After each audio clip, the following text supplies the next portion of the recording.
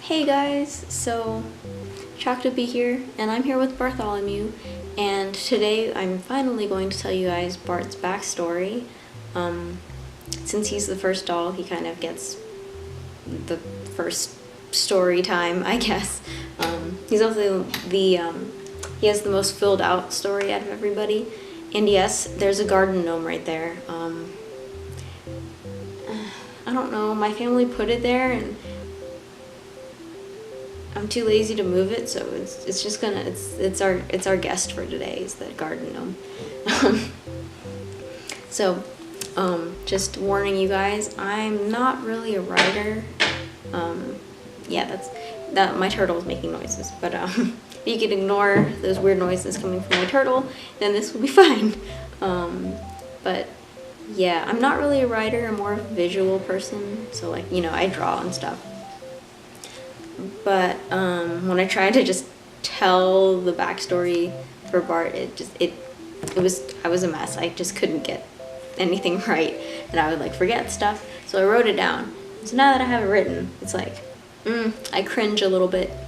My writing's not that great, but I feel like writing it and reading it is the best way to get the story across to you guys, because I guess I could try to like do a comic, but that would take forever, and then you'll never know Bart's backstory, or anyone else's for that matter.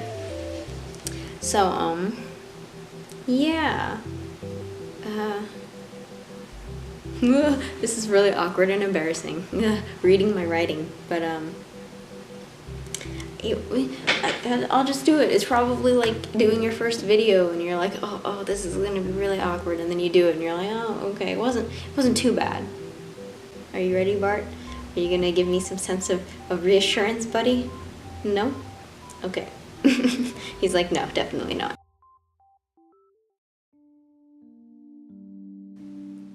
Bartholomew was born in a small, isolated town called Gainstead. From birth, he was a quiet, fragile person, both physically and emotionally. His parents found it extremely difficult to get him to play with or speak to anyone outside the immediate family. He often got sick and took a good deal longer than most children when it came to overcoming the illness. Around the age of 7, Bart's parents realized that he was never going to be a social person. He was comfortable at home, but as soon as they went to school or to the park, he would immediately close himself off.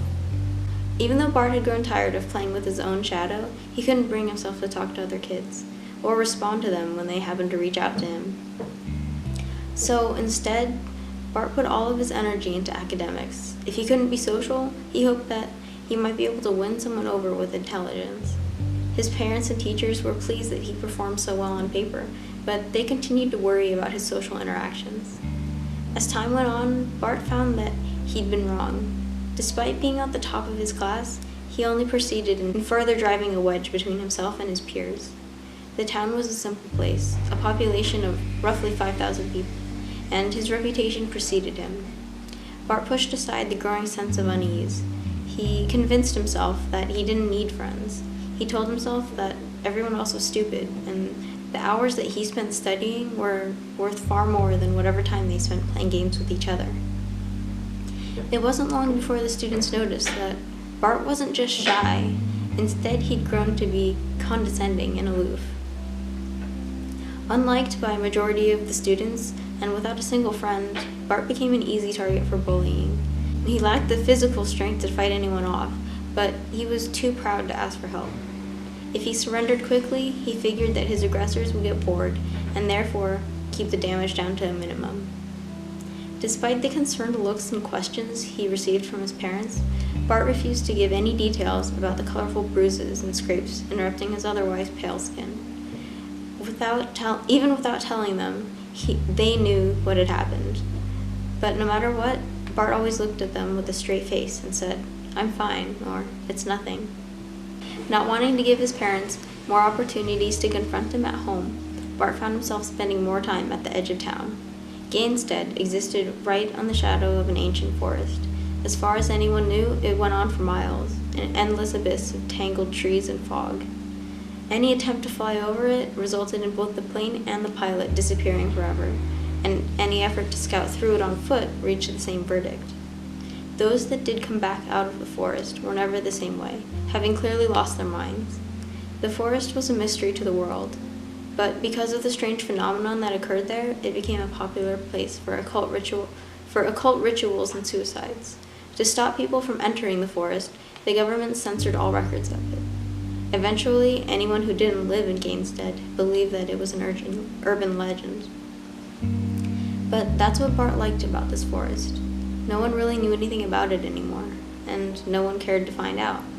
Still, Bart didn't dare go into the forest. He harbored a strange sense of terror and fascination for it. So he just sat right before the tree line on the outside of a chain-link fence, facing the darkness as he worked out his homework. At the age of 17, matters grew much worse. A group of 5 boys followed him out one day. It was late afternoon by the time Bart opened the gate and crossed onto the forest side. At that moment, the bullies rushed out. They beat and kicked him, simultaneously dragging him deeper into the forest. Bart normally took his punishment silently, but today he screamed and wailed. He could see the orange glow of sunlight being blocked out by the tree's thick, tangled limbs, and he felt as if he might never see it again. Bart woke in a daze. His body felt ripped and torn in a familiar way, but far worse than ever before. He could barely see anything but the dark leaves sticking to his arms and legs. Everything was cast in a dim blue light. Jumping to his feet, Bart remembered what had happened and realized that he'd been left in the forest. A chill ran down his spine, and he began to panic. He wasn't sure if it was evening or early morning, but if the night was coming, he didn't want to linger for much longer. Bart spun around, in hopes of finding something to lead him back to town. His heart was pounding, and desperately he scraped his wet, muddy hair from his eyes. There wasn't much to go off, but Bart could see scattered leaves and shallow furrows in the dirt where he was dragged. Without thinking twice, he half ran, half limped down the trail. He eventually made his way back to town, stumbling as he collided against the chain-link fence. Exhausted, he could see the sun climbing over the rooftops. So he had been left out overnight. Too tired to care, Bart tried to push open the gate, only to find that for the first time since he had found it, it was locked. When he did make his way back home, he simply told his parents that he'd fallen into the creek and that he was fine. But he was not fine.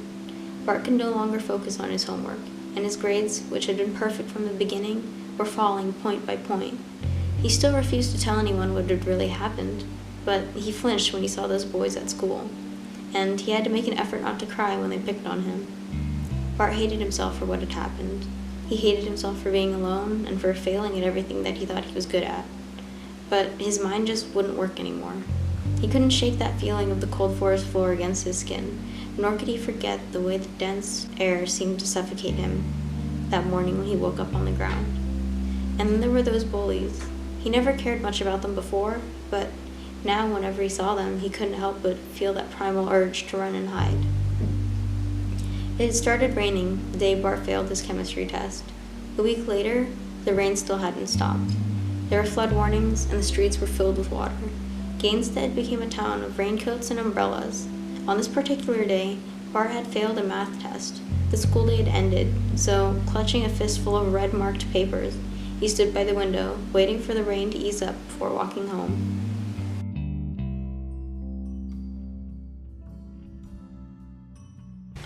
But yeah, that's not Bart's whole story. There's still a little bit more that I haven't really gotten the chance to write.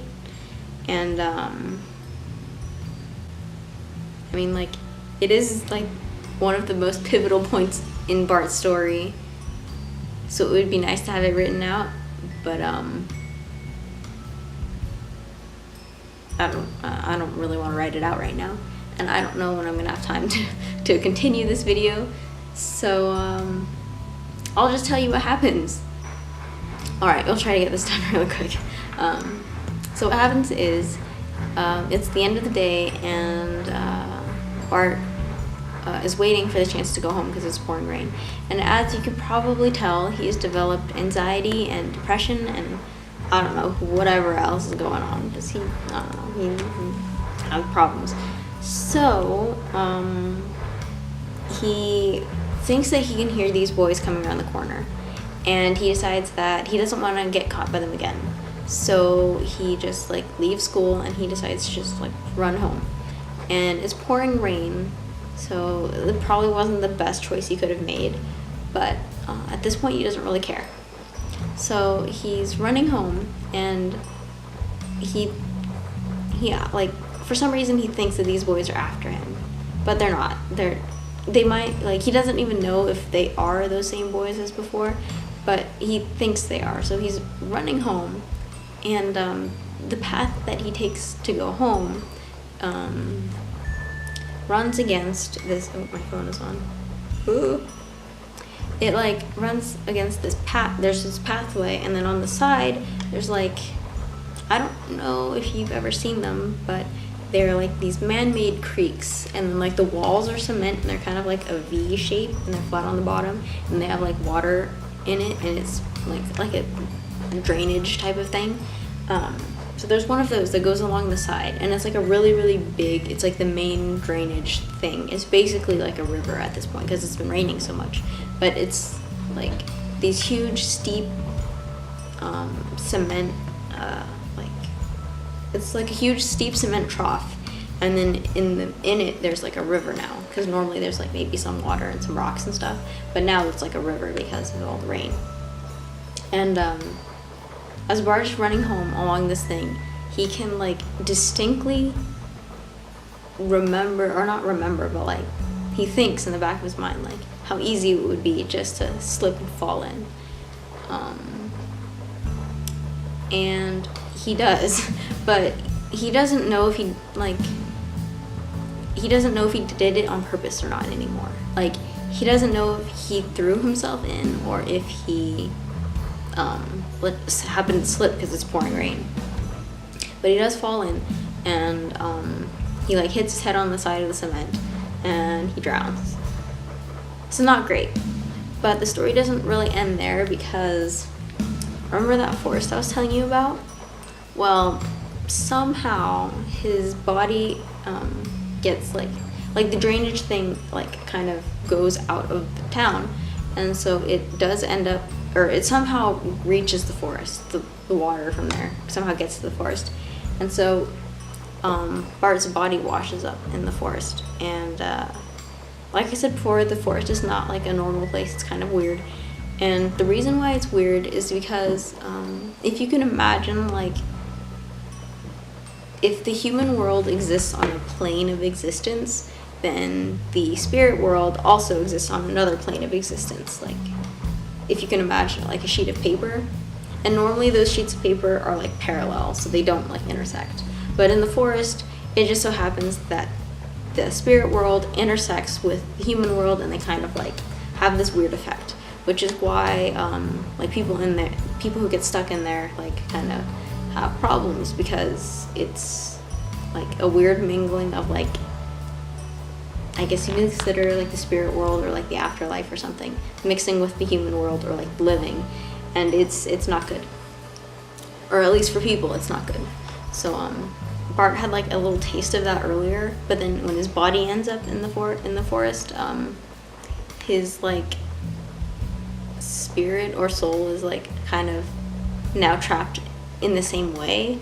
Like, when he was a human and those kids dragged him in the forest and left him there, it was kind of like that weird thing of like a human kind of being stuck in like a spirit realm, but not really at the same time.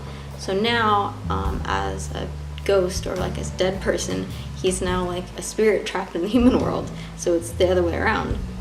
And it has like a weird effect, because obviously now that his body's washed up in there, he's like clearly deeper in the forest, and he can't really find his way back, or he can't find his way out.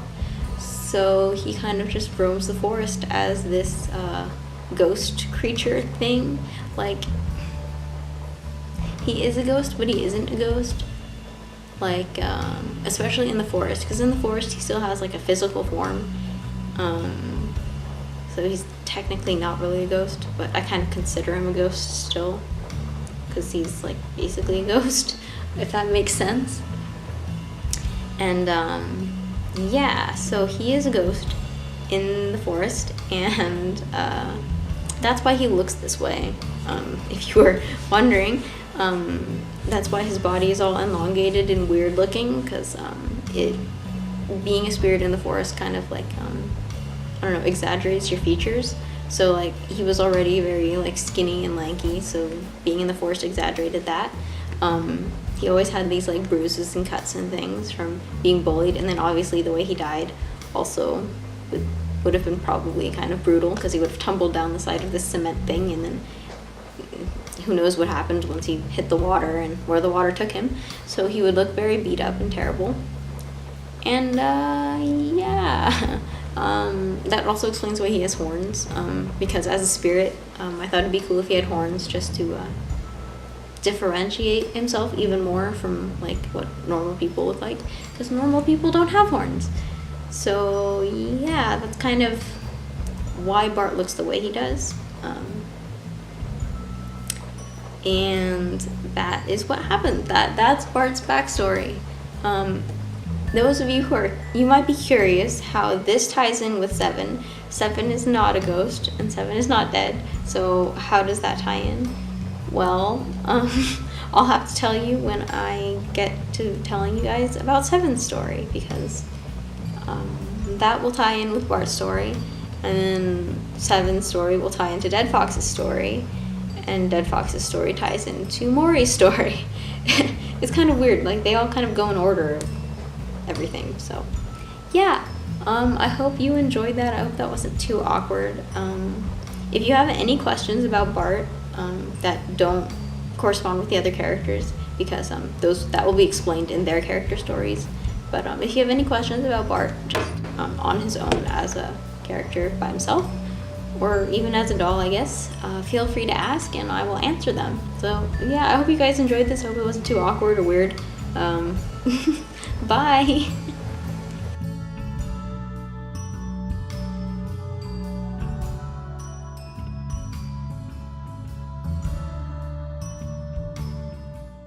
But that is not Bart's entire story. I think the filter is broken.